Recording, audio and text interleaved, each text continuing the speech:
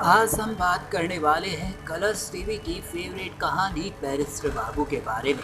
कैसे काका ससुर के सामने बोंदिता को ले तो आता है अनिरुद्ध, लेकिन कहीं ना कहीं अभी भी काका ससुर के मन में ये सवाल उठ रहे हैं कि बोंदिता कभी ऐसा कर ही नहीं सकती।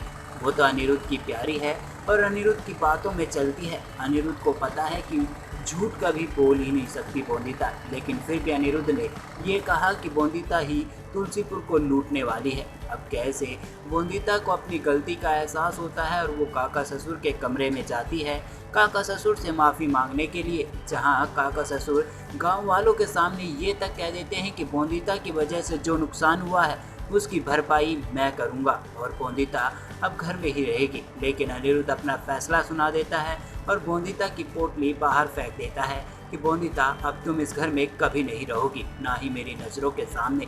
कैसे बोंदिता अब अपने पति बाबू के पैर छूती है और निकल जाती है काका ससुर के कमरे में और काका ससुर से हाथ जोड़कर माफ़ी मांगती है और काका ससुर की आंखों से आंसू टपकते हैं और वो कोशिश करते हैं कि किसी न किसी तरह से वो बोंदिता को रोक ले, लेकिन देखना होगा कि क्या वो रोक पाएंगे। वैसे सोशल साइट से आ रही खबर के मुताबिक काका ससुर बोंदिता को नहीं रोक पाएंगे। तो फिलहाल के लिए बस इतना ही। बाकी की तमाम अपडेट्स को जानने के लिए बने रहिए मेरे साथ।